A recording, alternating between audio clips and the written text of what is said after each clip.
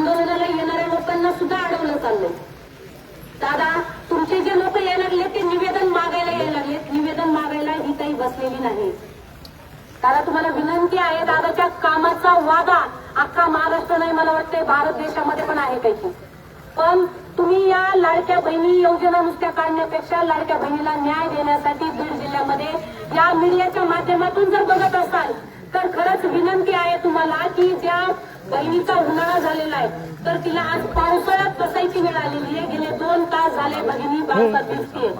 तर या गोष्टीची दखल घेऊन तुमच्या प्रशासनाला लवकरात लवकर सांगावे.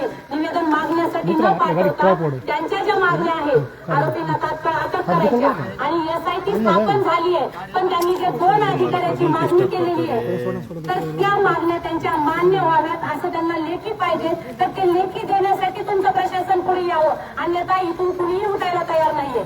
तर तुम्ही या आंदोलनाची दखल कशी घ्यायची, कोणत्या प्रकारात घ्यायची ते तुमच्यावर अवलंबून आहे. कारण तुम्हाला पालक केलेलं आहे जिल्ह्याचं.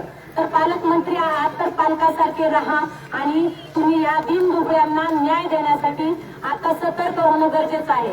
कारण न्याय मागायला जर रस्त्यावर पावसामध्ये बसायची आत्महत्या करायची वेळ जर तुमच्या बहिणींना येत असेल तर ह्या प्रशासनाचा बहिणीला काय उपयोग आहे? फक्त योजना लोकसभेच्या म्हणजे तुम्ही निवडणुकीच्या पुढे काढून तिला म्हणजे पैसे पाठवण्यामध्ये नाही तर तिला न्याय देण्यामध्ये खरी योजना आजच्या या दिवसामध्ये दाखवून द्यावी. ही मागणी आम्ही सगळ्याच बहिणी करतो. एकच बहीण बसलेली नाहीये, अख्ख्या महाराष्ट्रातल्या बहिणी बघत आहेत आणि सर्व जाती धर्मांच्या सर्व संघटना सर्व पक्षीय लोक ज्ञानेश्वरीताईंना न्याय देण्यासाठी मैदानात उतरलेले आहेत. तर या आंदोलनाला तीव्र स्वरूप येऊ नये. लोकांच्या हातात म्हणजे आज रिकामे बसलेत लोकशाही मार्गाने, उद्या हत्यार येऊ नयेत याची दखल तुम्ही घ्यावी आणि लवकरात लवकर बीड जिल्ह्याचं प्रशासन जागा करावं. जे झोपलेलं आहे, जे गाड्या पाठवण्यामध्ये आज ते व्यस्त आहे, गाड्या न पाठवता तुम्ही माणसं येऊ द्या समोर. लोकांना माहिती झालं पाहिजे की तुमचं म्हणजे प्रशासन काय काम करते.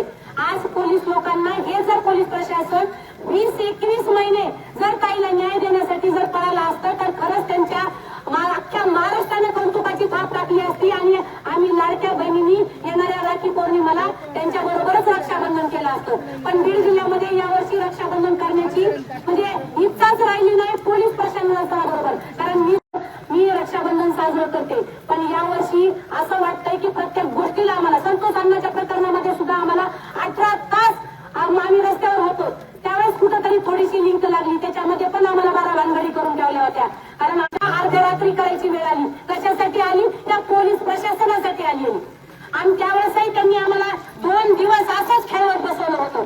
तर हे आता ह्या आंदोलनाला तरी किमान न खेळवता आता तीव्र स्वरूप येण्याच्या अगोदर आपल्या प्रशासनाने याची दखल घ्यावी एवढीच विनंती करते मी. आणि आंदोलन असं थांबणार नाही असं ज्ञानेश्वरीताई जोपर्यंत म्हणत नाही की आजच्या आंदोलनाचं माझं समाधान झालं तोपर्यंत एकही बांधव किंवा भगिनी इथून हलणार नाही. हा सर्वस्वी निर्णय ज्ञानेश्वरीताईचा आहे. प्रशासनाला येऊन डायरेक्टली ज्ञानेश्वरीताई बरोबरच बोलावं. आरोपी